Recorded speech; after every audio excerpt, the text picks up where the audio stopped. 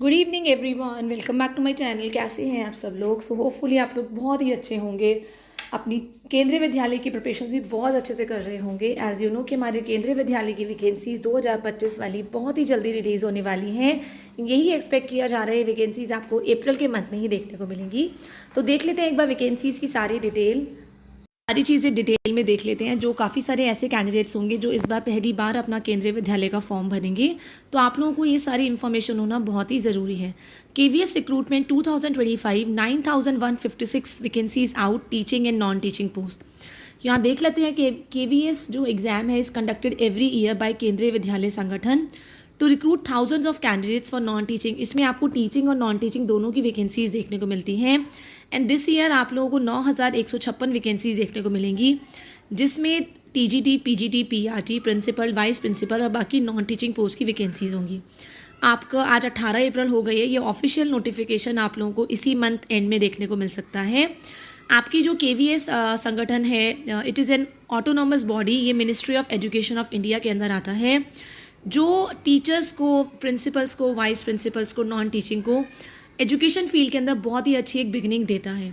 तो यहाँ पे देख सकते हैं हम ऑफिशियल केवीएस रिक्रूटमेंट जो है for teaching and non teaching post वो रिलीज हो बहुत जल्दी हो जाएगी। टेंटेटिव बता रहे हैं ये लोग कि ये वैकेंसीज आएंगी अप्रैल में। तो आप यहाँ देख सकते हैं, it is N recruitment body under the ministry of education, government of India. इसमें वेरियस सब्जेक्ट टीचर्स जो हैं पूरे अक्रॉस द कंट्री एग्ज़ाम लिया जाता है। तो आपकी जो पोस्टिंग होती है ना बिगनिंग में, कहीं पे भी हो सकती है, ठीक है। आपकी होम टाउन में छोड़ के कहीं पे भी हो सकती है। सबसे बिगनिंग में आपको होम टाउन के पास नहीं मिलती है। तो उसमें टीचिंग, नॉन टीचिंग की वैकेंसीज आएंगी। यहाँ देख सकते हैं, केंद्रीय विद्यालय संगठन is a recruiting body. Vacancies इतनी है 7444 जो है टीचिंग की है एंड 1712 जो है आपकी नॉन टीचिंग पोस्ट की है।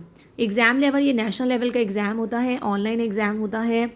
मोड ऑफ़ एप्लीकेशन जब आप अप्लाई करेंगे ऑनलाइन होगा। सिलेक्शन प्रोसेस आपका एक कंप्यूटर बेस्ड टेस्ट होता है, उसके बाद आपका इंटरव्यू होता है, ठीक है। यहाँ एज लिमिट पीआरटी के लिए अगर आप लोग अप्लाई करना चाहते हैं तो आप 30 साल के हैं तो अप्लाई कर सकते हैं। टीजीटी में 35 साल एज है और पीजीटी में 40 साल है। पर अगर आप एक फ़ीमेल कैंडिडेट हैं तो आपको 10 साल का एज रिलैक्सेशन मिलता है। मतलब फ़ीमेल कैंडिडेट जो है पीआरटी के लिए 40 साल तक अप्लाई कर सकती हैं, टीजीटी के लिए 45 तक अप्लाई कर सकती हैं और पीजीटी के लिए 50 साल तक अप्लाई कर सकते हैं। This is the official website of the KVS.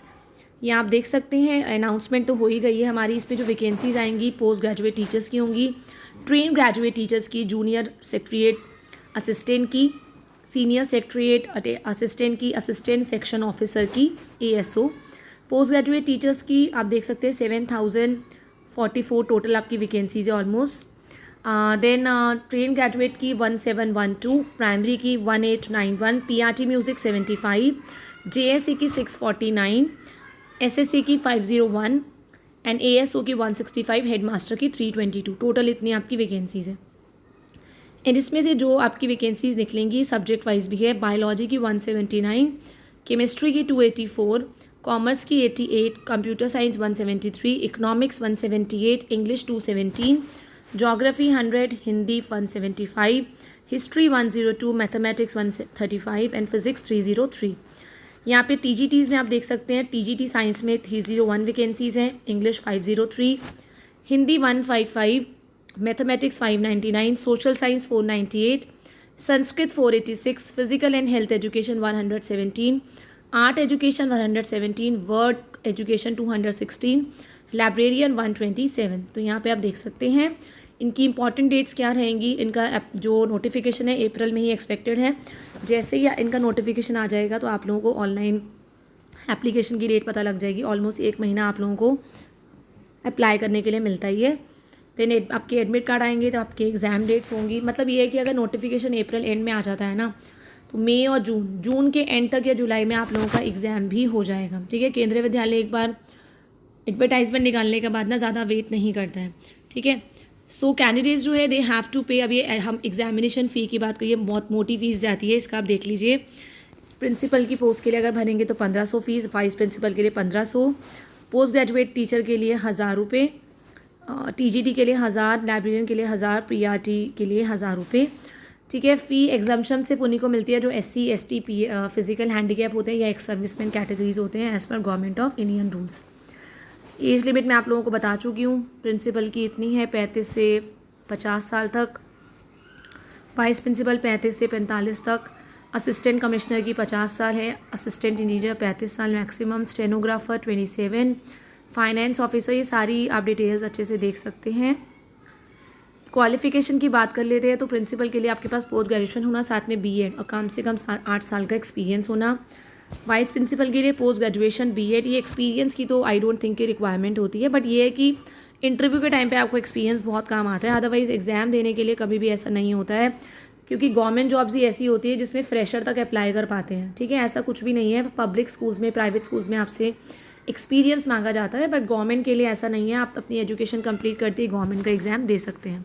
ठीक है, तो ये डिटेल्स आप लोग अच्छे से देख सकते हैं। देखना चाहें तो पुराना सर्कुलर भी देख सकते हैं 2022 का आप लोग। एक चीज़ का ध्यान रखेंगे, अभी सब्जेक्ट कॉम्बिनेशन की प्रॉब्लम्स तो अभी तक हैं इसके अंदर, जिसका अभी तक कोई भी मतलब बोलते हैं ना, कोई भी सोल्यूशन नहीं निकला है। जैसे कि फिजिक्स ऑनर्स वाले, केमिस्ट्री ऑनर्स वाले वो TGT का फॉर्म नहीं भर सकते, TGT वाला, जबकि DSSS में ऐसा है कि हम लोग भर सकते हैं फॉर्म। तो इस चीज़ की प्रॉब्लम ज़रूर है अभी, तो होपफुली ये प्रॉब्लम कब तक हमारी सॉल्व होगी देखते हैं। ये एग्जामिनेशन पैटर्न है आपका, इंग्लिश, हिंदी आता है, करंट अफेयर्स आते हैं, जनरल अवेयरनेस होती है, रीजनिंग होती है, कंप्यूटर लिटरेसी होती है, एजुकेशन लीडरशिप पे आपके क्वेश्चंस होते हैं, मतलब वही साइकोलॉजी आती है और 80 मार्क्स आपका सब्जेक्ट कंसर्न होता है। म्यूज़िक का है ये, आप लोग खुद भी ये जाके देख सकते हैं। PGT का ये है, देन TGTs का आपका ये आपका पैटर्न हो गया एग्ज़ाम का। तो ये एक बार वैकेंसीज आ जाए तो हम लोग पैटर्न डिटेल में डिस्कस कर लेंगे। बस जो बिल्कुल ही फ्रेशर्स हैं, जो भी पहली बार फॉर्म भरने वाले थे, उनके लिए मुझे था कि उनको पता होना चाहिए कि एक्चुअली में इसमें कैसी कैसी आपकी मतलब आपको अप्लाई करना होता है, किस किस सब्जेक्ट की वैकेंसीज़ आती हैं, किस किस पोस्ट की वैकेंसीज़ आती हैं, वो डिटेल्स में मैं डिस्कस करना चाहती थी। तो मिलते हैं नेक्स्ट वीडियो में with more number of details. Till the time, thank you everyone, have a nice day.